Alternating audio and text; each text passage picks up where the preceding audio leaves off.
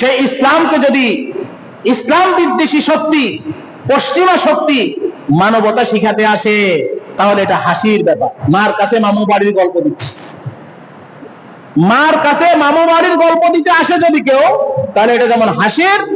মুসলমানদেরকে মানবতা শিখানোর জন্য যদি অমুসলিমরা কি করে, অন্য দেশ থেকে এখানে পাড়ি দেয়, তাহলে এটাও হাসির।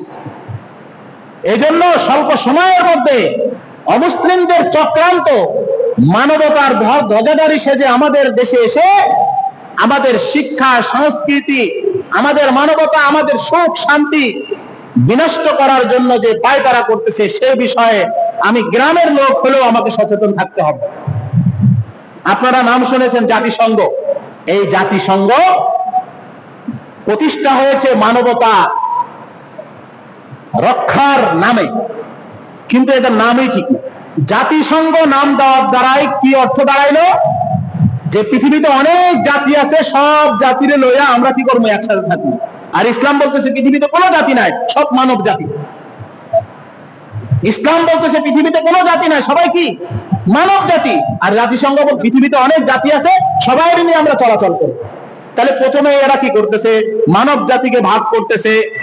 এবং এটা প্রতিষ্ঠা হওয়ার পর থেকে আজ পর্যন্ত কোন মানুষের অধিকার বাস্তবায়ন করতে পারে না, বিশেষ করে মুসলমানের কোন অধিকার বাস্তবায়ন করতে পারে না।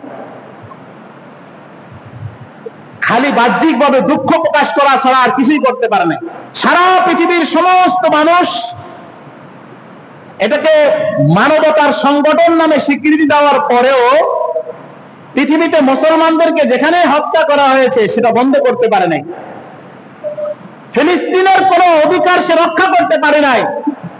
ফিলিস্তিনের মানুষের রক্তগুলো তো যদি জমা করা হয় তাহলে একটা আটলান্টিক মহাসাগর হবে, এবং হাড়গুলোকে যদি জমা করা হয় তাহলে একটা এভারেস্ট আর হিমালয় পর্বত হয়ে যাবে।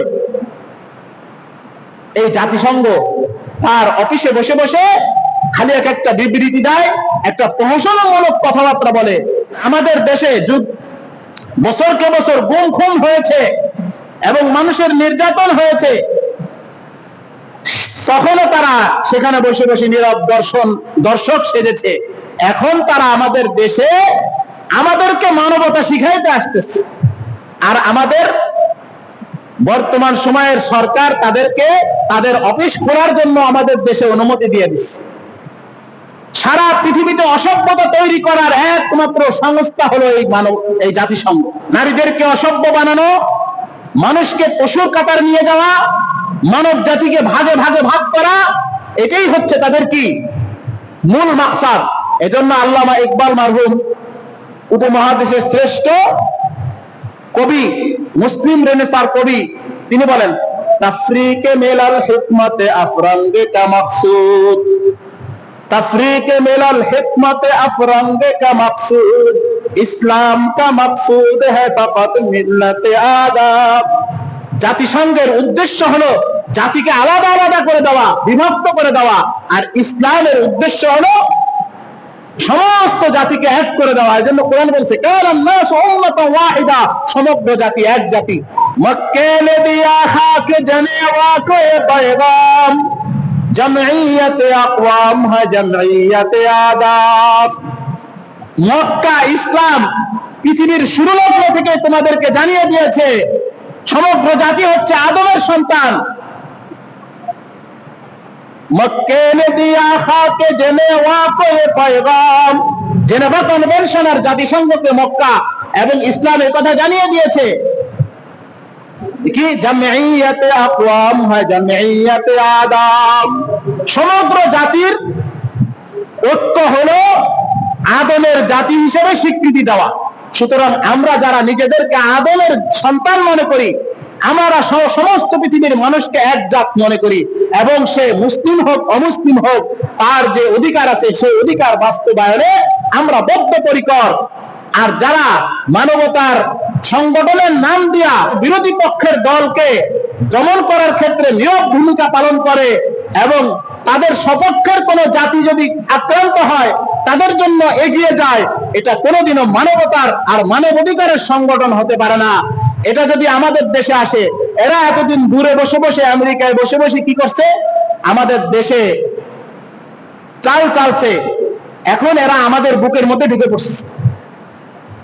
সুতরাং সংক্ষিপ্ত সময়ের এই কথা হচ্ছে যে আমরা হচ্ছে আদম জাতি, মুসলিম জাতি। আমাদের বিশ্বাস হলো যে প্রত্যেক মানুষের যে যার যেখানে যে হক আছে, আমানত আছে, এটা আদায় করা আমাদের জন্য আবশ্যক দায়িত্ব। আমাদেরকে মানবতা শিখানোর জন্য পশ্চিমাদের এখানে ঘাঁটি গেড়ে আমাদেরকে মানবতা শিখানোর প্রয়োজন নাই, আমরাই মানুষকে মানবতা শিখাবো। সুতরাং আমরা প্রত্যেকটা প্রত্যন্ত অঞ্চল থেকে, গ্রাম, শহর, উপশহর, সমস্ত এলাকা থেকে আমরা এর প্রতিবাদ জানাই যে আমরা এই জাতিসংঘ নামের অজাতি সংঘকে আমরা কি করব না, আমাদের দেশে অবস্থান করতে দেব না। কারণ এরা আমাদের দেশে দূরে থেকে কি করেছে, আমাদের শিক্ষা, সংস্কৃতি, সভ্যতা, আমাদের নারী, আমাদের পুরুষ সবাইকে মানবতা ও সভ্যতা থেকে বের করে তাদেরকে পশুত্বের দিকে নিয়ে গেছে। এখন তারা সুযোগ পেয়ে কৌশলে আমাদের দেশে এসে ঘাঁটি গেড়েছে। আমরা এই ঘাঁটিকে অপসারণ করার জন্য চলমান সরকারকে জোর দাবি জানাচ্ছি। কেন? এই সরকার যখন আসে, যখন জনগণ যখন স্বাধীনতা অর্জন করে, তখন কিন্তু ইসলামকে ব্যবহার করছে। নারায়ে তাকবীর, আল্লাহু আকবার, সাবিলুনা সাবিলুনা, আল জিহাদ আল জিহাদ, এইসব বলে বলে তারপর রাস্তায় রাস্তায় তারা নামাজ পড়েছে, আন্দোলন করেছে, তারা আল্লাহর কথা বলেছে।